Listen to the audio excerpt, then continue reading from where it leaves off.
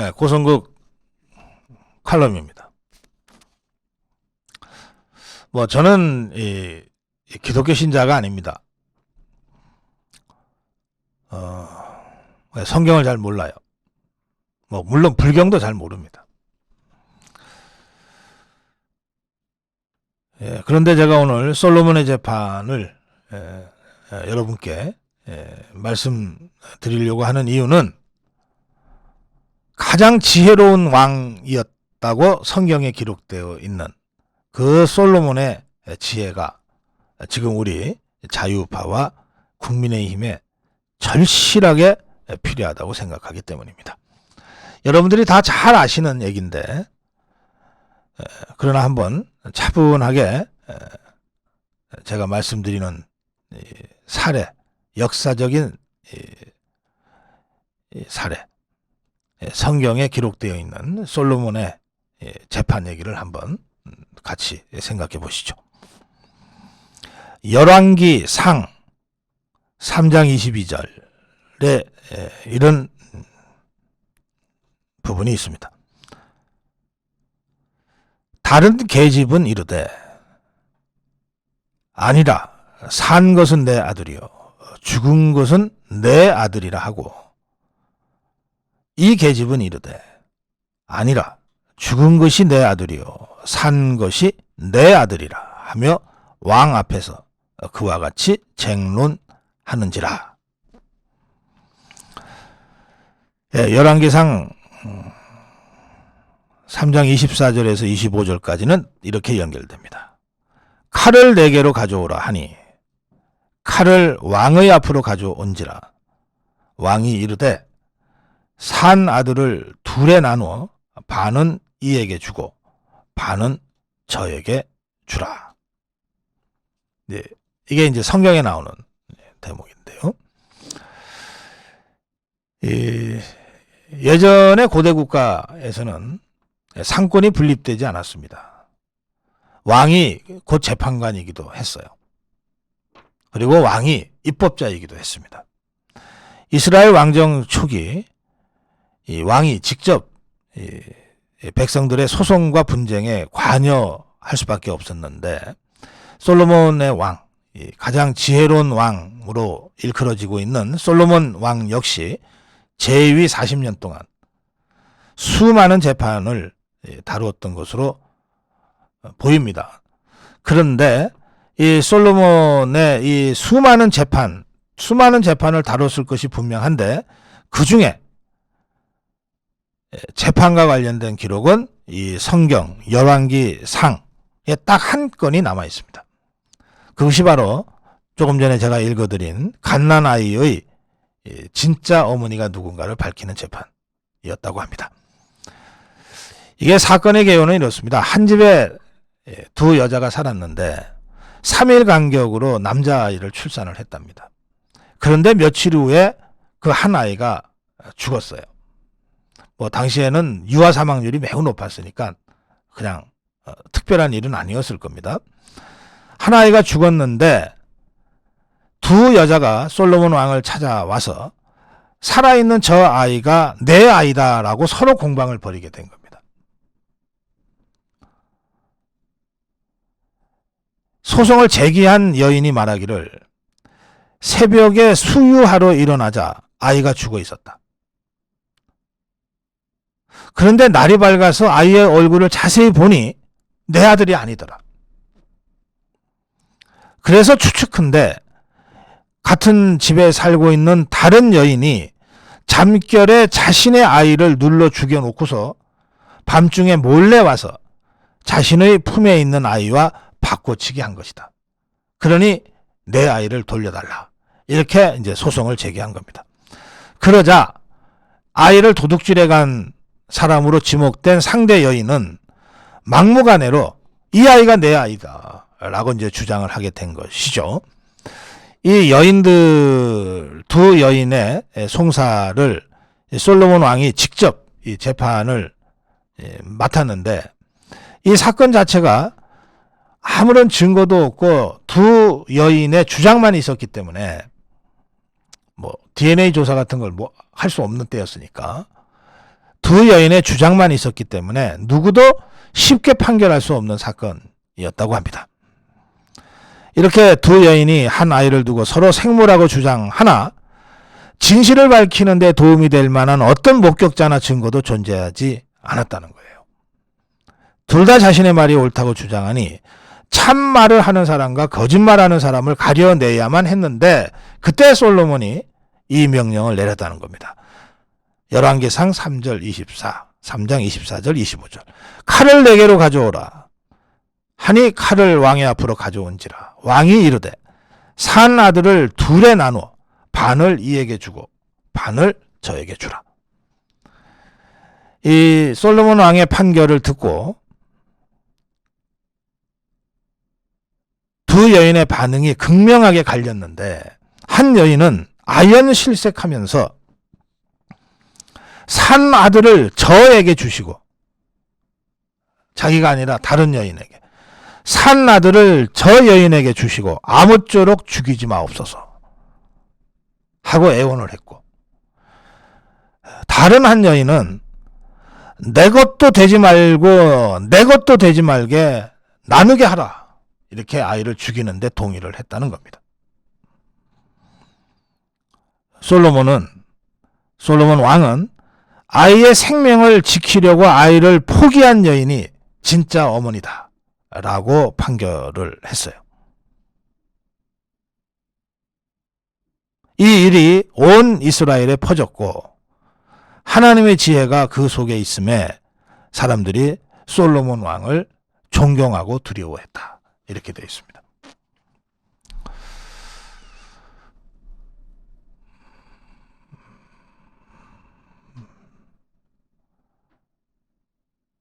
지금 국민의힘 또 우리 자유우파 진영에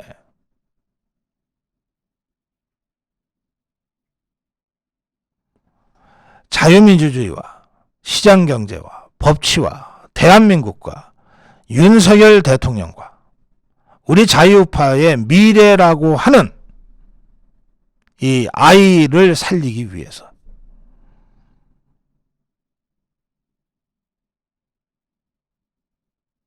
이 아이를 살리기 위해서 살아있는 아이를 저 사람에게 주라고 먼저 포기하는 진짜 어머니가 과연 있는가? 지난 한 달여간 당대표를 뽑는 전대를 둘러싼 온갖 진흙탕 싸움의 양상을 보면서 온갖 인신공격이 난무하는 이 혼탁한 정치를 보면서 과연 국민의힘에, 과연 우리 자유우파 진영에 대한민국이라는 아이, 자유민주주의와 시장경제라는 아이, 윤석열 정부라는 아이, 이 아이를 살리기 위해서 스스로 내가 거짓말했습니다 라고 고백하고 손을 놓는 그런 진짜 어머니의 모습을 보인 자가 과연 있는가?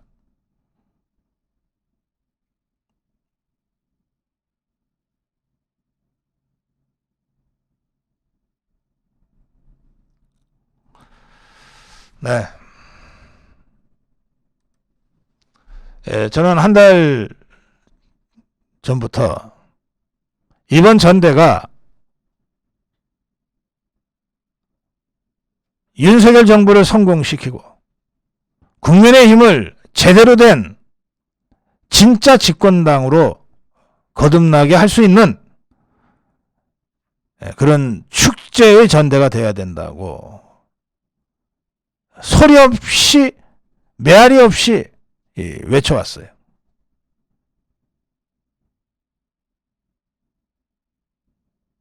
저는 앞으로 이제 본격적으로 전대가 전개될 터인데, 앞으로 전개될 전대, 본격적인 당권 경쟁에서라도 그런 진짜 어머니의 모습을 보이는 누군가를 좀 보고 싶습니다.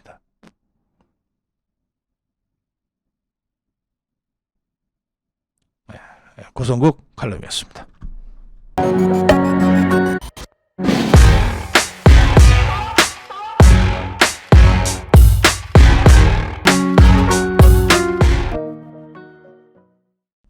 나경원의 불출마 이후 나경원을 지지하던 한 20% 정도의 표심이 어디로 갈까? 이게 3.8 전대의 향방을 결정하는 가장 중요한 변수로 떠올랐다는 기사들이 거의 모든 언론을 장식하고 있습니다. 나경원을 지지했던 그 지지자들을 김기현과 안철수 양쪽에서 서로 가져가려고 하고 있다. 어디로 갈 것인가? 일단 국민의힘 전당대회는 김기현, 안철수, 김기현 양강구도로 구도가 잡혀버렸습니다. 그런 상태에서 20% 전후를 기록했던 나경원 지지표가 어디로 쏠릴 거냐에 따라서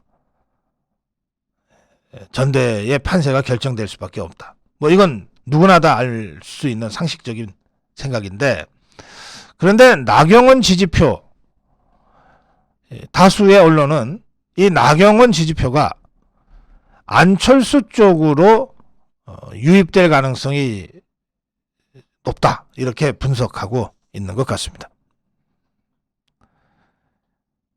나경원 지지표와 안철수 지지표가 여러 가지로 이 수도권을 기반으로 하고 있다는 점, 그리고 이 김기현, 장제원의 이른바 김장연대에 대한 비판적 시각을 갖고 있다는 점 등등을 공통분모로 하고 있기 때문에 나경원 지지표가 안철수 지지로 더 많이 유입될 가능성이 높다, 이런 분석입니다. 안철수 측은 1차에서 뭐 과반 득표로 끝내겠다, 이렇게 큰 소리 치지는 않습니다. 일단 결선 투표까지 간다고 보고, 결선 투표에서 이길 수 있다. 그럴 때 나경원 지지표의 유입은 결선 투표 승리의 견인차가 될 것이다, 이렇게 보는 겁니다. 한 중진 의원은 이렇게 분석합니다. 기존에 나경원에게 쏠려있던 지지율이 처음에 한 30% 중반, 30-40% 정도 나왔다. 그런데 김장연대 이후에 김기현이 치고 올라오면서 나경원 지지표가 빠지기 시작했는데, 이때 나경원 쪽에서 빠졌던 지지표는 김기현 지지율 상승 쪽으로 다 대거 흡수됐던 것 같다. 그러니까 나경원 지지표 중에서 김기현으로 빠져나갈 표는 이미 다 빠져나가서 지금의 김기현의 지지율이 된 것이다. 그러니까 김기현 쪽으로 빠져나가지 않고 마지막까지 나경원 지지로 남아있었던 표는 이제 김기현 쪽으로 갈 가능성은 별로 없다. 김기현 쪽으로 갈 표는 이미 다 나갔기 때문에. 그렇다면 이 표는 안철수 쪽으로 갈 가능성이 더 높은 것 아니냐. 이게 국민의힘 한 중진 의원의 분석인데, 저도 이 분석이 매우 설득력이 있다, 그렇게 느낍니다. 급하게 된 건 김기현이죠. 김기현 측은 대세론을 몰아가면서 나경원 표를 흡수하겠다는 전략을 갖고 있는 것 같습니다. 결국 김기현을 지지하는 지지자들의 표심은 김기현이 좋아서라기보다는, 또 장제원이가 예뻐서라기보다는, 그래도 윤석열 대통령을 성공시키고 윤석열 대통령을 지지하니까 윤석열 대통령의 마음이 김기현한테 있다면 나도 김기현이다, 이런 지지표의 성격이 강하기 때문에 결국은 나경원 불출마 이후에 마지막까지 나경원 지지로 남아있던 표를 끌어오는 방법도 윤심에 호소하는 방법밖에 없지 않냐. 나경원도 불출마 선언을 하면서 대통령의 성공을 마지막까지 기원했으니만큼 나경원 지지표도 윤심이 김기현에 있다라고 하는 식의 설득을 해나가면 안철수 쪽이 아니라 김기현 쪽으로 표를 유입시킬 수 있지 않겠느냐, 이렇게 생각하는 것 같습니다. 그래서 김기현 대세론, 김기현 윤심론, 이걸 가지고 나경원 지지표를 끌어오겠다, 이런 전략인 것 같습니다. 그런데 이 부분 관련해서는 안철수 쪽의 반론도 만만치 않습니다. 결국 나경원을 불출마 압박을 한 것은 김기현 장제원 아니냐. 그 과정에서 마지막까지 나경원 지지로 남아있었던 표들은 김기현과 장제원을 윤심파리로 볼 수밖에 없다. 윤심이 있는 것이 아니라 그들의 윤심파리가 있었을 뿐이다 라고 보기 때문에 이제 뒤늦게 김기현 윤심이나 나경원 윤심이나 같은 윤심 아니냐라고 설명하는 것이 과연 나경원의 마지막까지 남아있던 이 표를 움직일 수 있겠느냐, 이런 반론이 안철수 측으로부터 나오고 있습니다. 안철수 측의 얘기는 이렇습니다. 초선 의원들이 연판장을 돌리면서 나경원의 출마를 봉쇄하지 않았냐. 이 초선 연판장에 대한 엄청난 역풍이 불고 있다. 이런 상태에서 마지막까지 나경원 지지를 했던 표심이 김기현한테 간다? 그건 그야말로 김기현 측의 달콤한 희망에 불과하다. 이런 반론인데, 어느 쪽이든 결국 칼자루는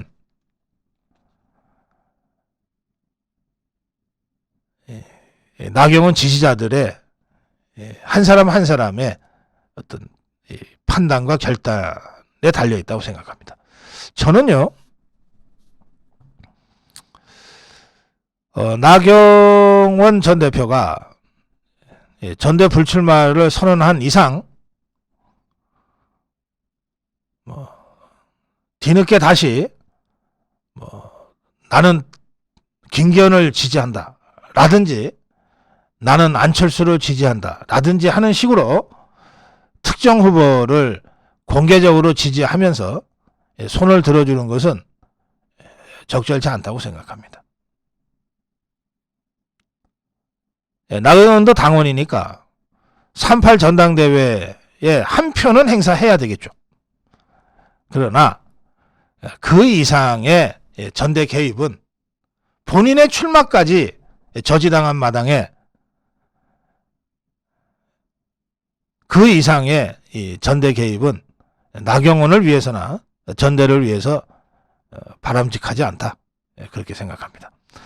그럼에도 불구하고 제가 나경원 손에 달린 전대라고 하는 제목을 붙인 이유는 간단합니다.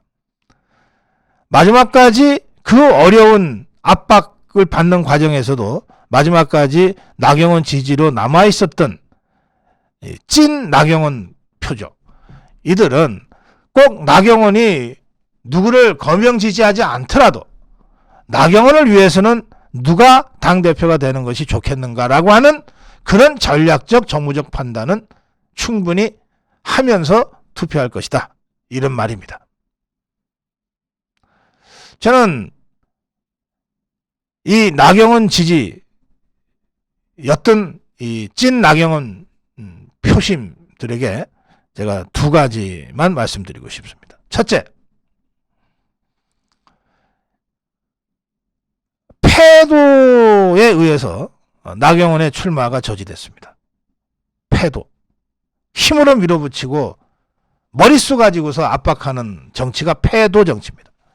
그 패도 정치로 나경원이 좌절했어요. 그렇다면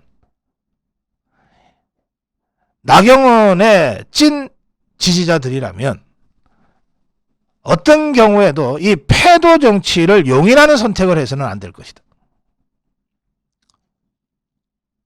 패도 정치를 용인하는 그런 선택은 나경원의 지지자들 입장에서는 취할 수 있는 방법이 아니다.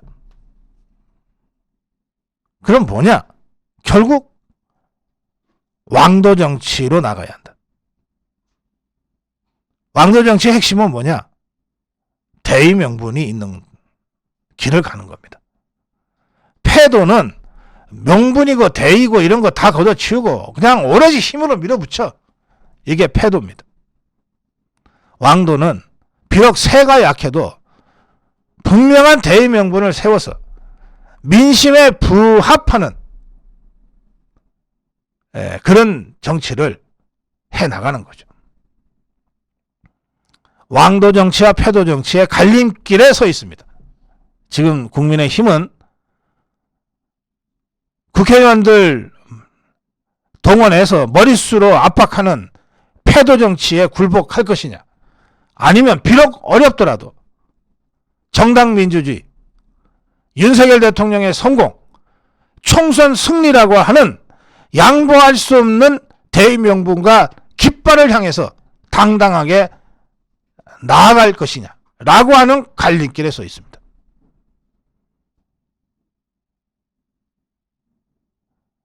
나경원을 마지막까지 지지했던, 그리고 지금도 나경원의 불출마를 안타깝고 애석하게 생각하는 찐 나경원 지지층이라면 저는 마땅히 지금 국민의힘의 전대를 어지럽혀 온 패도 정치에 대한 엄정한 심판을 통해서 국민의힘이 대의 명분과 민심에 부합하는, 그래서 윤석열 대통령을 성공시키고 총선 승리를 이끌어내는 그런 왕도의 길로 국민의힘이 다시 돌아오도록 하는 그러한 전략적 정무적 선택을 할 것이다. 그렇게 생각합니다. 패도의 길을 갈 것인가, 왕도의 길을 갈 것인가, 그것이 문제다. 오늘 고성국 칼럼이었습니다.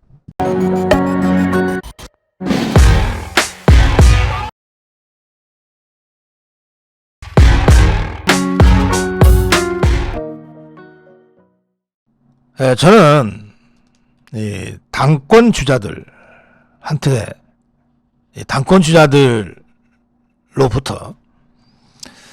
꼭 듣고 싶은 얘기가 세 개가 있어요.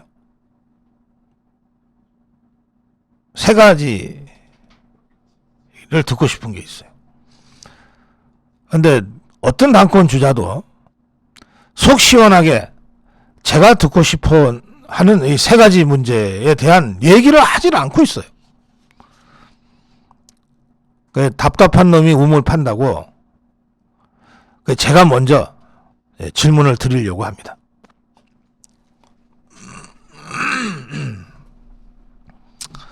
첫 번째 질문입니다.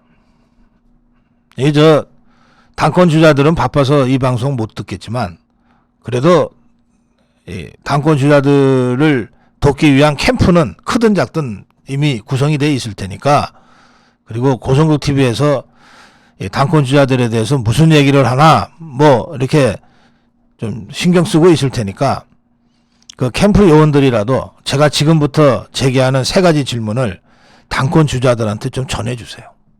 그리고 답변 좀 하라 그러세요. 자, 첫 번째 질문입니다.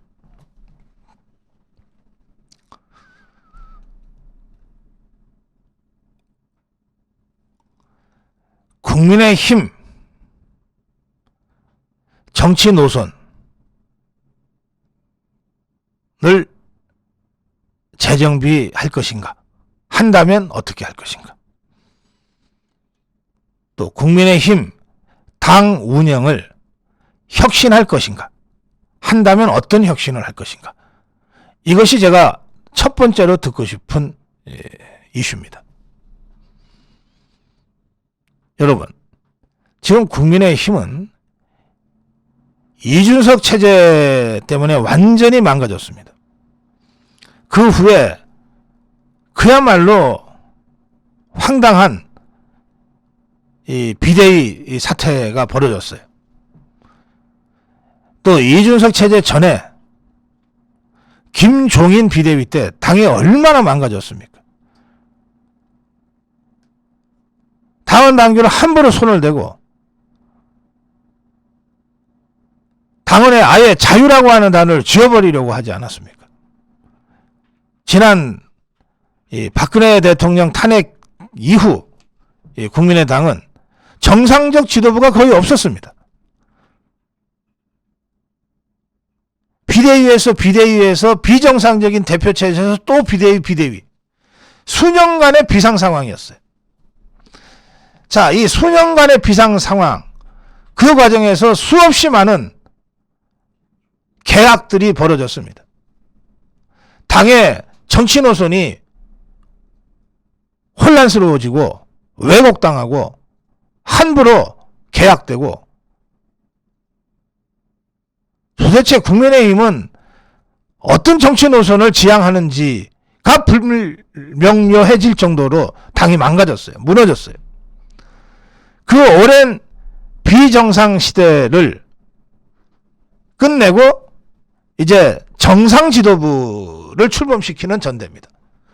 그렇다면 당권 주자들은 누구라 할 것 없이 바로 이 당의 올바른 정치 노선의 문제를 당원들에게 먼저 제시해야 됩니다. 국민의힘은 이런 당이라고 나는 생각한다. 국민의힘은 이런 당으로서 앞으로 나가야 된다고 나는 생각한다. 그런데 그동안 5, 6년간의 비정상적인 시간을 거치면서 당이 이렇게 망가졌고 이렇게 잘못됐다.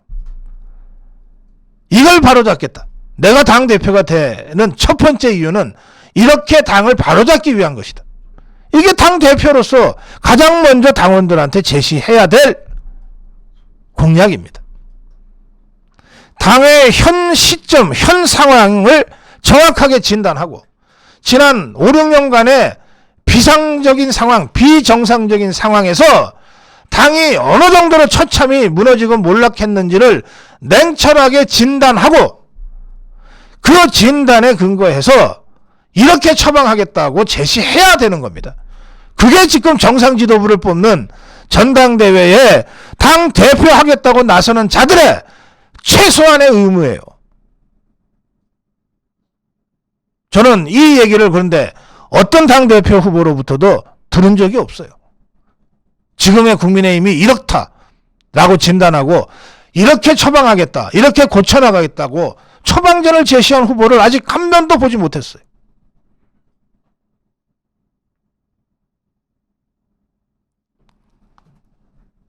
당 운영을 혁신하겠다는 것도 마찬가지입니다. 당이 그동안 얼마나 파행적으로 운영되어 왔습니까? 김종인 때 보십시오. 국회의원들을 전부 유치원 애들 대하듯이 쭉 줄 세워놓고 가르치지를 않나. 최근에 초선들이 갑자기 특정 당 대표 후보 불출마를 압박하는 연판장을 돌리지를 않나. 이게 무슨 양아치 수준도 안 되는 이런 완전히 당 기율이 무너져버린 이런 당 아닙니까? 이런 당을 어떻게 운영하겠다 앞으로. 어떻게 기강은 바로 잡을 것이며 어떻게 질서는 바로 세울 것이며 어떻게 당원과 국회의원들이 당의 주인이 돼서 활동할 수 있도록 만들겠다. 이런 걸 당대표 후보들이 제시해야 될 거 아니에요. 말로만 당원이 주인이고 말로만 80만 당원 시대, 100만 당원 시대라고 그러고 실제로 당원의 권리와 당원의 행동에 대해서 어떤 후보도 구체적으로 제시하고 있지 않아요. 이것이 제가 듣고 싶은 첫 번째 이슈입니다. 지금의 국민의힘을 어떻게 진단하고 있는가? 이 국민의힘을 든든하고 단단한 집권당으로 바로 세우기 위해서 좌파들의 어떠한 공격에도 맞서 싸울 수 있는 자유파의 명실상부한 정치적 대표체로 바로 세우기 위해서 나는 당을 이렇게 혁신하겠다. 당의 노선은 이렇게 만들어 가겠다. 이런 이야기를 당권 주자들로부터 듣고 싶다, 이 말씀입니다. 이게 제가 첫 번째 듣고 싶은 주제입니다. 자, 두 번째. 이번에 우리가 뽑을 당 대표는 집권당 대표입니다. 야당 대표가 아니라 집권당 대표입니다. 집권당 대표는 첫째도 정권의 성공, 둘째도 정권의 성공, 셋째도 정권의 성공을 고민해야 되는 자리입니다. 대통령을 성공시키고 정부를 성공시켜야 집권당, 정당 고유의 본연의 목표인 정권 재창출에 성공할 수 있기 때문에 그렇습니다. 자, 그렇다면 제가 당권 주자들로부터 듣고 싶은 두 번째 이슈는 바로 이 같은 집권당으로서의 역할을 제대로 하기 위해서 대통령과 당의 관계는 어떻게 설정하겠다. 대통령과 정부와 당의 관계는 어떻게 설정하고 어떻게 운영하겠다고 하는 계획이 나와야 된다는 거예요. 저는 세 가지 차원으로 당권 주자들이 입장을 정리해야 된다고 생각합니다. 첫째,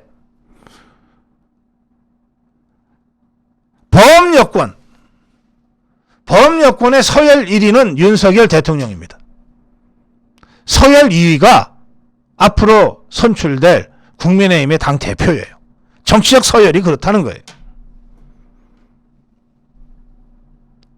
그래서 저는 당 대표라면 마땅히 대통령과의 정례 회동을 어떻게 하겠다. 이 얘기 해야 된다고 생각합니다. 대통령과 국정 전반을 상의하고 조율하고 뒷받침하기 위한 대통령과의 소통 채널, 정례 회동을 앞으로 어떻게 하겠다.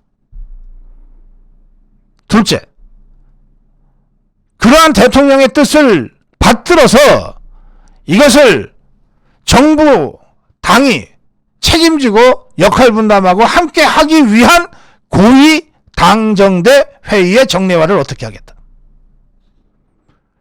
고위 당정대 회의.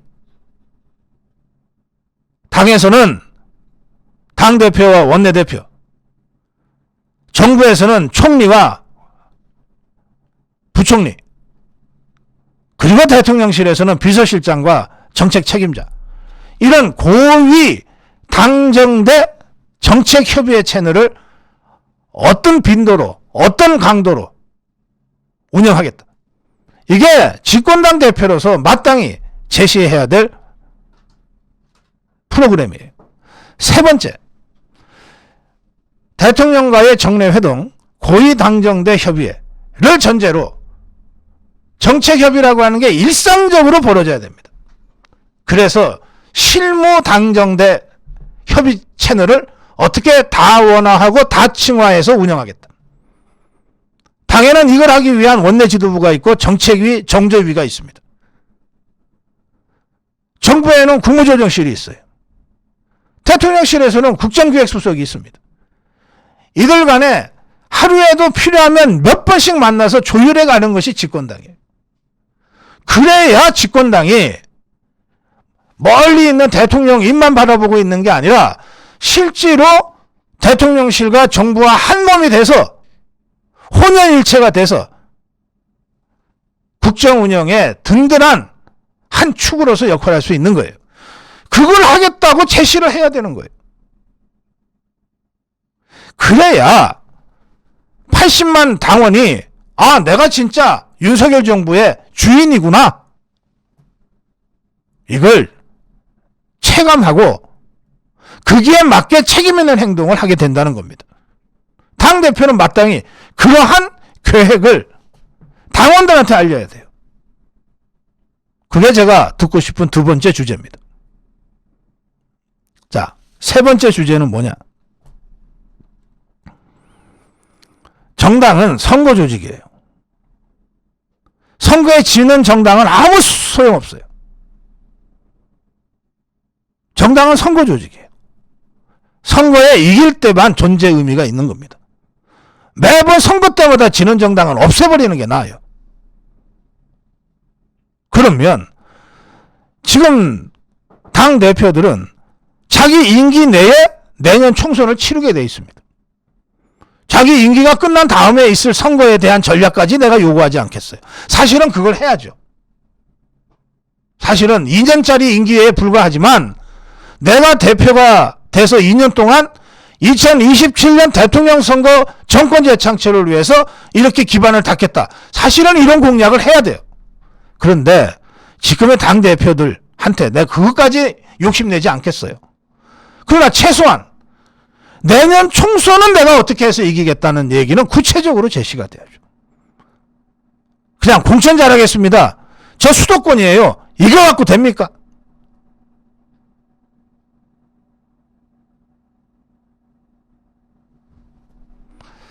저는 당권 주자들 이 세 가지 질문, 저로서는 극히 상식적인 질문입니다.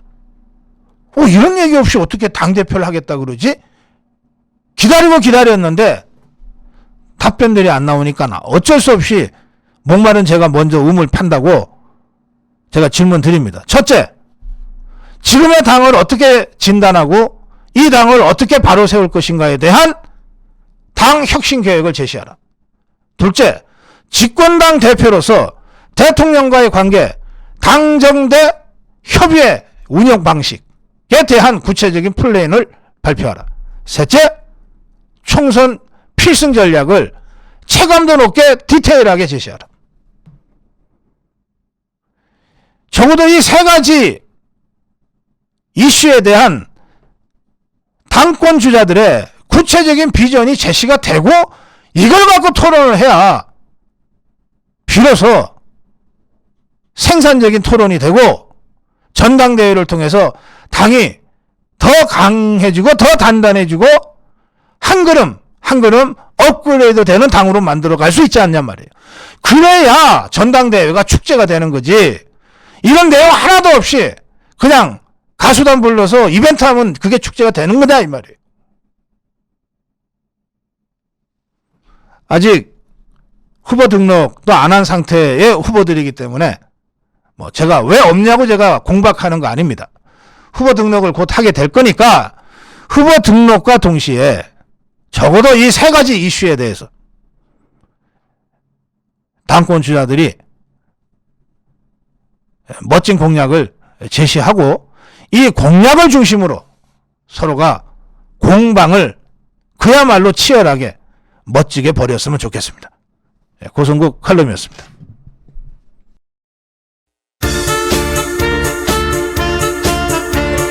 함께하면 정말 좋구나.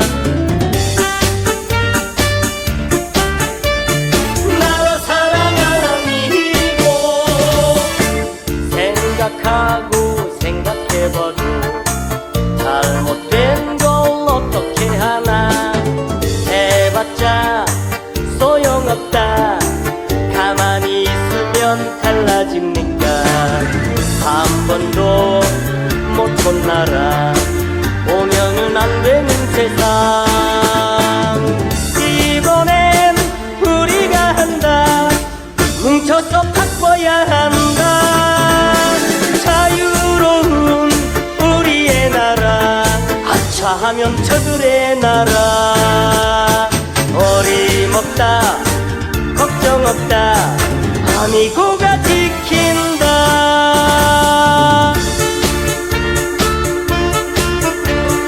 함께하니 정말 좋구나. 나라 사랑하니고 생각하고 생각해봐도 잘못된 걸 어떻게 하나. 해봤자 소용없다. 가만히 있으면 달라집니까? 한 번도 못 본 나라 오면은 안 되는 세상.